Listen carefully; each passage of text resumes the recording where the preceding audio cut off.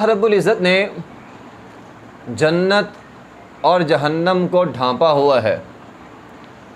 जन्नत को अल्लाह ताला ने ढांपा है ना खुशगवार वाक़यात से, मुसीबतों से, परेशानियों से, और जहन्नम जो है, जहन्नम का रास्ता वो बड़ा आसान है, वो बड़ा खुशनुमा है, वो बड़ा अच्छा है।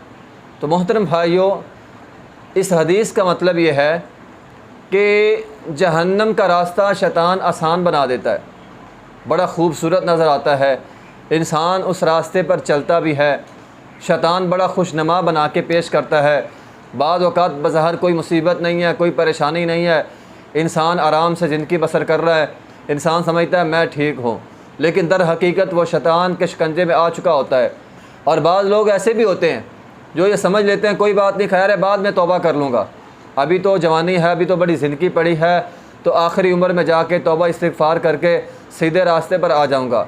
तो मोहतरम भाइयों, ये भी शैतान की तरफ से सबसे बड़ा धोखा है कि इंसान ये समझ लेता है कि शायद मैं बाद में तौबा कर लूँगा।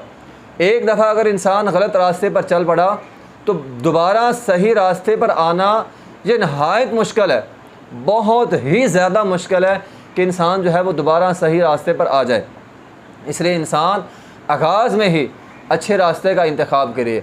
और जन्नत का रास्ता नहायत कठिन है, नहायत मुश्किल है, बहुत ही मुश्किल है।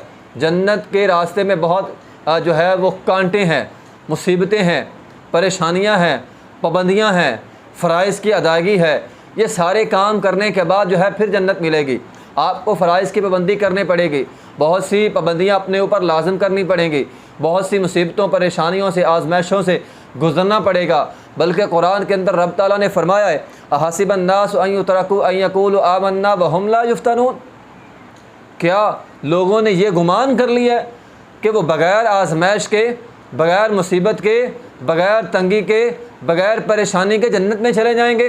तो ऐसा मुमकिन नहीं है, बल्कि अल्लाह ताला आजमाइश करता है।